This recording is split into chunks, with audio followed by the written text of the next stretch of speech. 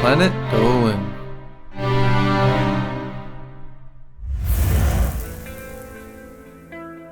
How many of the world's most valuable instruments were made by the same person? What instrument would end up costing more than $4 million just to build? From Strats to Strats, here are 15 of the more valuable instruments in the world. I'm Danger Dolan, and today I will be your narrator. Number 15.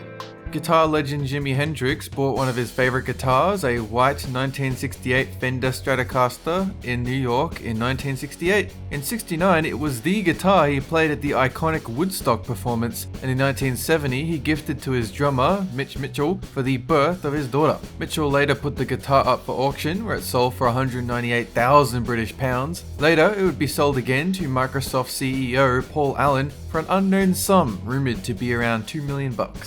Number 14. Stradivarius is the top name among violinists as the greatest instrument maker ever, but the name Giuseppe Guarneri isn't far behind. In 2010, one of Guarneri's most famous violins went up for sale with a price tag of $18 million.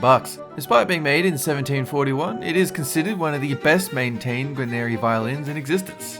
Number 13. Charlie Parker is one of the greatest jazz saxophonists of all time and was under contract to play only one kind of saxophone at his gigs in the United States. But one night in Toronto, Parker played on a plastic Grafton saxophone, a cheap, low-quality instrument meant for student-level players. That performance became so legendary, the Grafton saxophone he used that night sold at auction in 1994 for 93,500 British pounds. Number 12. The Stradivarius lines of instruments is the closest thing there is to household name in rare, high-value string instruments. The DUPORT is one of the most valuable Strads in existence. Made in 1711, it has a slight dent that is said to have resulted from Napoleon Bonaparte mishandling the instrument in 1812. In 1843, the instrument was sold for about 25,000 francs, a world record at the time. But in 2008, it was sold again, and some rumors put the purchase price at around $20 million. Number 11. The OM45 Deluxe Martin acoustic guitar is already a rare instrument because Martin only ever made 15 of them. But in 1930, some guy called Leonard Franklin went into a pawn shop and bought one for $30. Later, he changed his name to Roy Rogers, became a country music legend, and used that guitar in countless performances and movies until the mid-1940s. In 2009, his guitar sold at auction for $460,000. Number 10. Strads are so rare and so coveted that they are often granted to the absolute best musicians of each era. 26-year-old violinist David Garrett was one of those musicians, but in 2008, the virtuoso tripped while walking off stage and shattered the 290-year-old instrument. The repairs cost over 60,000 British pounds, and the instrument may never sound the same, but at least he didn't have to buy a new one. The hammer he broke had sold for £1.8 million at auction. Number 9. The crystal grand piano played during the opening ceremony is today the most expensive piano ever made. The buyer was private, so you don't know who owns it now, but whoever it was, they bought it at auction for $3.22 million. Number 8.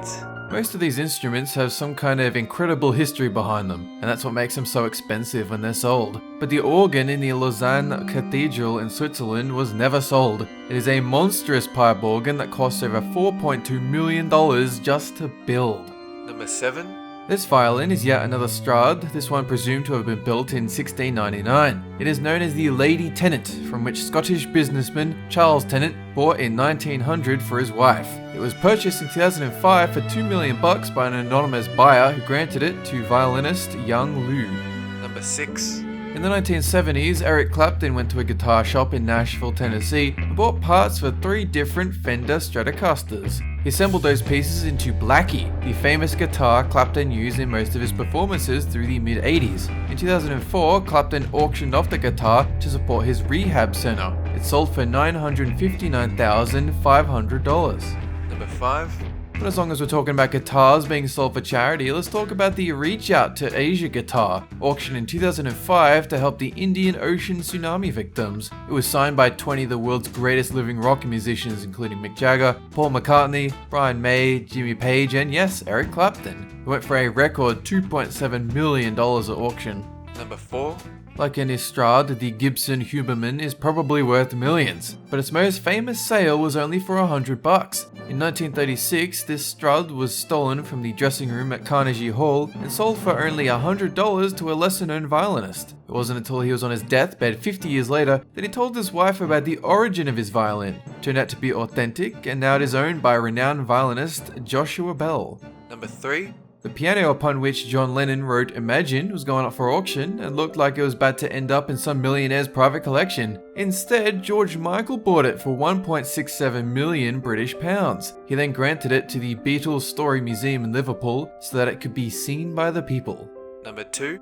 Yo-Yo Ma is one of the greatest living musicians on earth and has been for decades, but one time in 1999, he was just a guy who forgot his stuff in a New York taxi cab. One night, exhausted after a performance, he simply got out of the cab and left his $2.5 million cello in the trunk. This resulted in a citywide search for the instrument, which was delivered back to him via what looked like a presidential motorcade surrounded by TV cameras.